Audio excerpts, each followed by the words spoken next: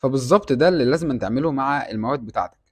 كمّل بس معايا لحد آخر الفيديو، وإن شاء الله هاساعدك إزاي بقى تنظّم المذاكرة دي مادة، مادة، وإزاي تخلّي شكلها كويس، بحيث تسترجع كل اللي ذاكرته فيها وأنت مش واخد بالك، وأنت مش حاسس، وأنت مش مضيّع وقت كمان، وفي الآخر تنبسط باللي أنت ذاكرته وتحقق اللي أنت عايزه بإذن الله. أم عندهم خزائن ربك أم هم المسيطرون أم لهم سلم يستمعون فيه فليأت مستمعهم بسلطان مبين أم له البنات ولكم البنون أم تسألهم أجرا فهم من مغرم مثقلون. عايزك تتخيل معايا كده، انا لما كنت في الثانويه العامه كان عندي حماس، او الحماس ده اظن كان بيجي لك انت برضو، ان انا كل يوم بصحى الصبح بفتح الكتب او عايز اذاكر كل الحاجات اللي كانت فايتاني علشان ما اكونش مضغوط وعلشان اخلص كل اللي عليا. بس فجأة بعد ما باخد القرار وبقعد وبفتح الكتب علشان ابدا المذاكره اللي عليا، بلاقي نفسي تايه ومش عارف ابدا منين، ولا عارف حتى الواجب اللي عليا كان ايه، ولا الملاحظات اللي كنت كاتبها في الدرس والاستاذ بيشرح او المدرس بيشرح برضو كانت هتفيدني في الدرس ده بايه. وفي الاخر الموضوع كان بيخلص باني مش عارف برضو دلوقتي ارسم خطتي ولا اعمل ايه علشان ابدا مذاكره. فكان دماغي بيحس بالملل، واللي هو خلاص في عدم رغبه، ان الدنيا خلاص قفلت في وشك، انت مش عارف تبدا ازاي، فانت هتضيع وقتك على الفاضي. فهتروح سايب الكتب وسايب المواد اللي بتذاكرها، وتطلع بقى تتفرج على السوشيال ميديا، تطلع تعمل اي حاجه ملهاش اي علاقه بالمذاكره، بعد ما كنت واخد قرار انك هتقعد وتذاكر اللي عليك النهارده. الفكرة ان الموضوع اتضح ان المشكلة دي ما كانتش عندي انا بس، المشكلة دي كانت عند كل الطلاب اللي في نفس المرحلة دي او اللي في نفس السن ده. يعني انت ممكن تسأل نفسك برضو ايه الحاجة اللي بتعصبك او اللي بتضايقك وقت المذاكرة بتاعتك. هل هي ضياع الوقت، ولا نسيان الواجبات او الواجب اللي انت خدته في المادة اللي انت بتذاكرها دي، ولا حاسس في الاخر ان كل حاجة فوق دماغك؟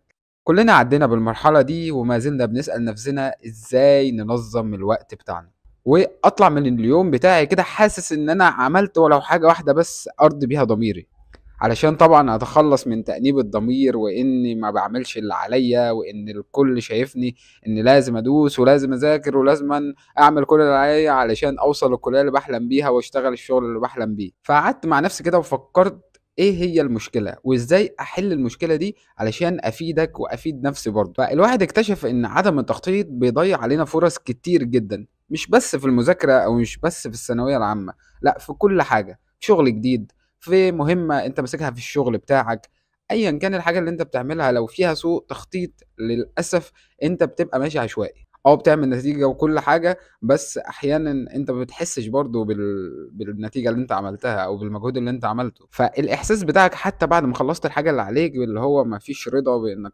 انجزت حاجة، هو ده اللي بنسميه عدم التخطيط. يعني انت مش مخطط، فمش مبسوط بالحاجة اللي انت عملتها. يعني سبحان الله في رمضان احنا عارفين ان بنبدأ بالصيام او بنتسحر، بعد كده بنصلي الفجر، بعد كده يومنا في الصيام بيبدأ. عارفين في نقطة معينة او في تريكات كده في اليوم بنعملها لحد قبل المغرب، انت بتكون مبسوط انك قرأت الورد بتاعك بتاع القرآن، صليت كل الصلوات اللي عليك في اليوم، فانت سبحان الله لا اراديا بتلاقي نفسك كده اوتوماتيك في حاجات انت مبسوط وانت بتعملها. الاذكار بتلاقي نفسك جايب كم اذكار ما كنتش بتجيبه قبل رمضان. فالحاجات دي هي سبحان الله اللي بتدي لك الانبساط وقت الفطار، فانت كده كنت خططت ليومك في رمضان وانت مش واخد بالك. فسبحان الله النعمة والاحساس بالفرحة وقت المغرب او وقت الفطار بيكون ليه ثواب عظيم جدا، وبيكون ليه فرحة. انت ربنا يبلغنا رمضان ان شاء الله ونستعيد الذكريات الكويسة دي. طيب التخطيط ده هي حاجة رفاهية ولا حاجة شكلية بس؟ يعني لازم نخطط كده عشان يكون شكلنا مخططين، ولا دي حاجة بتظبط لنا يومنا وتظبط لنا حياتنا علشان نكون ماشيين بوضوح فيها؟ يعني لو سألت أي حد ناجح أو أي شركة ناجحة إيه هي خطتك في النجاح، هتدي لك كده PDF، أو هتدي لك ايا كان الحاجه اللي هتقدمها لك تقرير عن الخطوات اللي هي مشيت فيها واللي ما زالت ماشيه عليها علشان توصل للنجاح او للقمة اللي هي موجودة فيها لحد دلوقتي. فكل الشركات وكل المؤسسات وكل الناس الناجحة عندهم خطة واضحة ماشيين عليها. يعني دلوقتي طالب الثانوية العامة دلوقتي بيذاكر علشان يوصل للطب، فبيبدأ يعمل ايه في المواد بتاعته؟ عنده عربي، انجليزي، فرنساوي، ايا كان باقي المواد اللي عليه. بيبدأ يجيب كل مادة كده ويشوف علينا ايه فيها. علينا النهارده مثلا الدرس الاول في الكيمياء. الدرس الاول في الكيمياء بنبدا نجيبه ونبدا نفصصه ونبدا نذاكره، وبعد كده ناخد ملاحظات، وبعد بعد ما ناخد ملاحظات بنبدا نحط الملاحظات دي في اشكال نقدر نفهمها ونسترجعها بالذاكره بتاعتنا بشكل اسرع، عن طريق مثلا صوره، عن طريق فيديو، عن طريق فويس. كل الحاجات اللي بتخلي الموضوع مرن ونشط معانا. فبالظبط ده اللي لازم تعمله مع المواد بتاعتك. مكمل بس معايا لحد اخر الفيديو، وان شاء الله هساعدك ازاي بقى تنظم المذاكرة دي مادة مادة، وازاي تخلي شكلها كويس بحيث تسترجع كل اللي ذاكرته فيها وانت مش واخد بالك، وانت مش حاسس، وانت مش مضيع وقت كمان، وفي الاخر تنبسط باللي انت ذاكرته وتحقق اللي انت عايزه باذن الله. نقطة بس هنبه عليها قبل ما نكمل باقي الفيديو. انت ممكن تكون دلوقتي داخل تتفرج على الفيديو عشان خايف، قلقان، حاسس نفسك تايه، حاسس نفسك انك مشتت. كل الشعور ده او كل الحاجات اللي انت حاسسها دلوقتي هو شعور طبيعي انت بتشعر بيه في اي حاجة. يعني لو داخل دلوقتي شغل جديد، انت بتكون رايح متوتر وخايف وعايز تعرف ايه اللي ممكن يقابلني في مشاكل في الانترفيو او في الشغل اللي انا رايحه. يعني الحاجات دي حاجات نمطية كده، انت سبحان الله يعني بتعدي بيها في كل حاجة في حياتك. فمش الثانوية العامة بس اللي هتلاقي نفسك متوتر فيها وخايف وعايز تذاكر اللي عليك علشان تخلي اهلك مبسوطين، وعلشان توصل للي انت عايزه، وعلشان تبين لنفسك انك في المستقبل لازم أن يكون ليك قيمة ويكون ليك انجاز الناس تحس بيه وانت تحس بيه.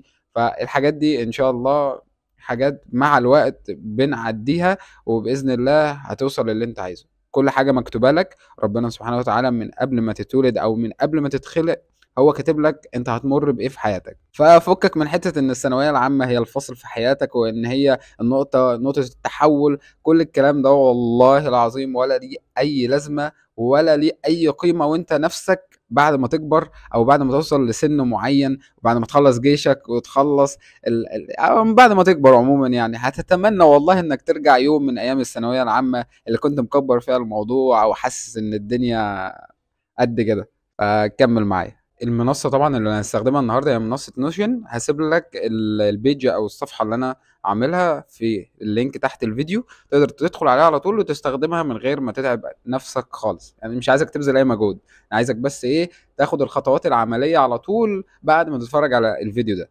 طيب اول حاجه هنبدا بيها هي واجهه النوشن او واجهه الصفحه بتاعتنا. طبعا اول ما تدوس على اللينك هتلاقي في علامتين هنا اسمها دبليكيشن، هتدوس عليها وبعد كده تدوس اكسبت او اتمام العمليه، يعني علشان تلاقي الصفحه نزلت عندك في الباور بتاعك او في الحساب بتاعك على النوشن. هنا كل اللي هنعمله هو اضافه الدروس بتاعتنا. يعني على سبيل المثال هنا انا ضايف الرياضه.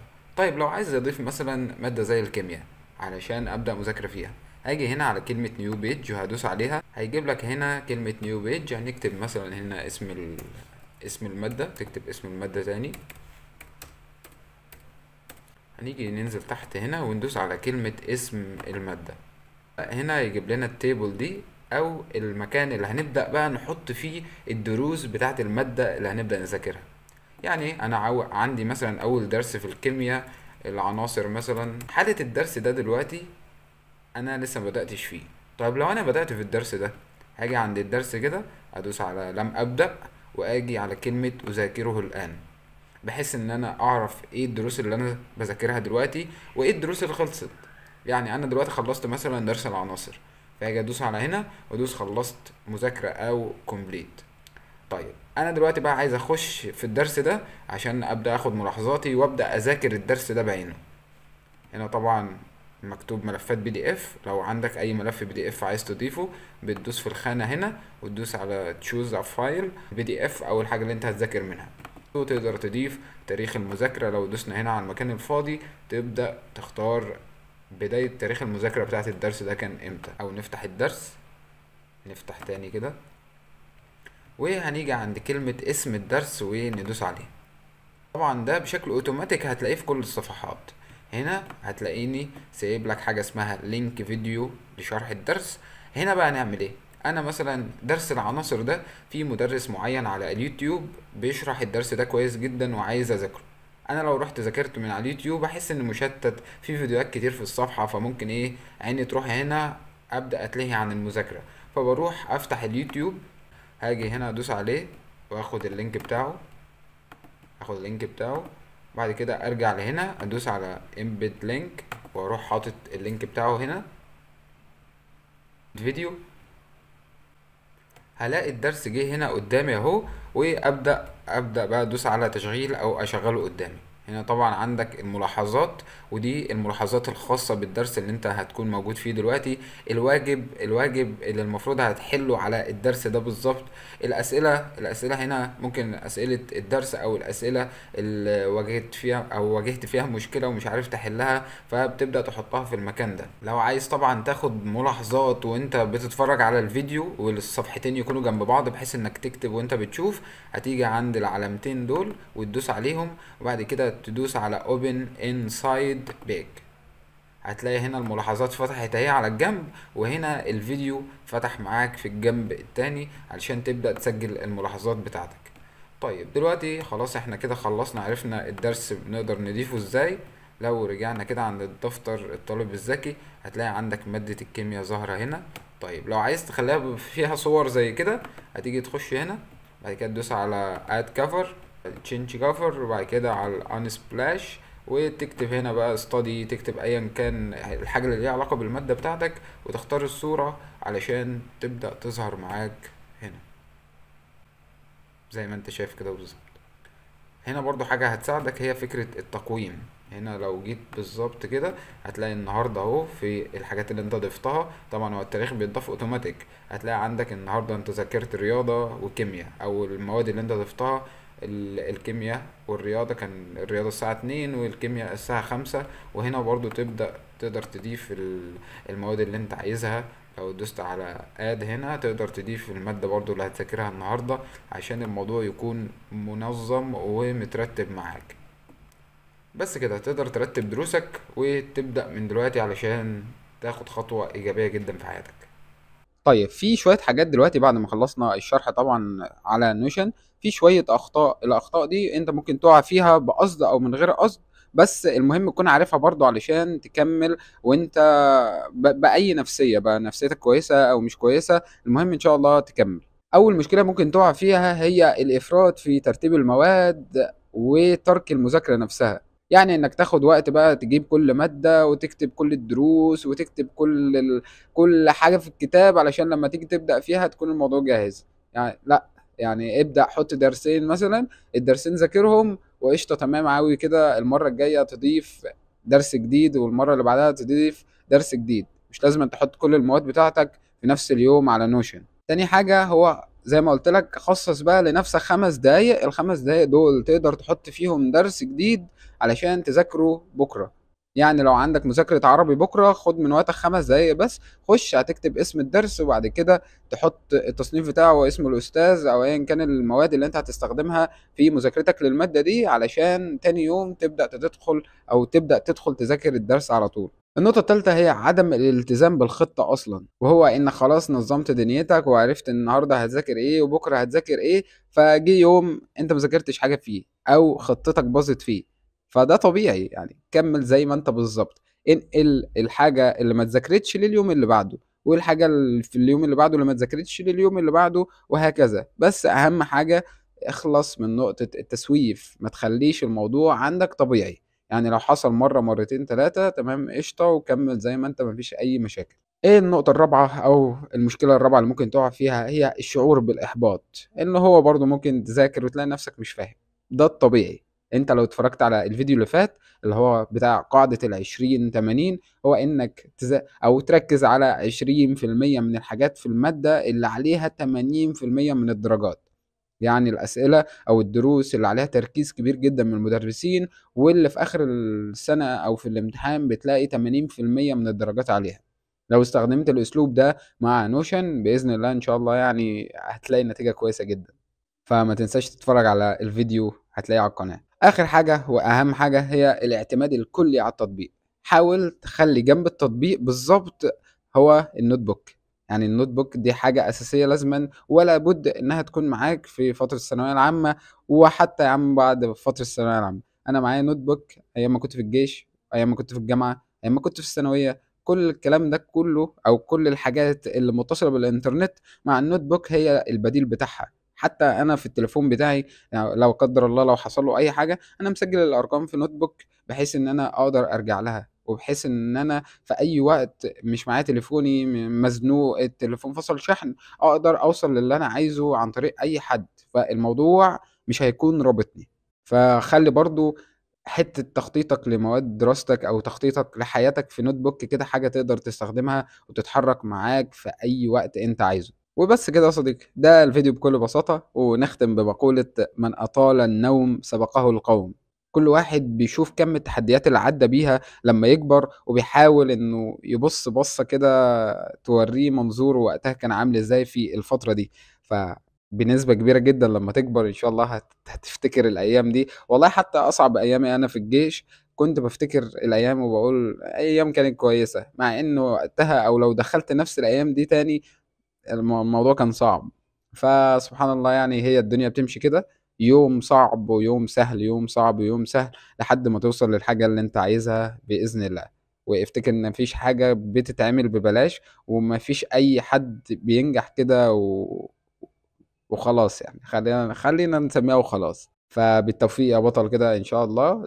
ابدأ من دلوقتي، ابدأ بدرس واحد وطبق عليه شوية حاجات كويسة جدا كده، صور وحاجات تنشط الذاكرة عندك في فهم الدرس اللي انت ذاكرته، علشان ان شاء الله المعلومات تثبت معاك على المدى البعيد. ولو وصلت لحد هنا ما تنساش طبعا اللايك والاشتراك في القناة علشان الفيديو يوصل لكل طلاب الثانوية العامة. واشوفكم على خير، والسلام عليكم ورحمة الله وبركاته.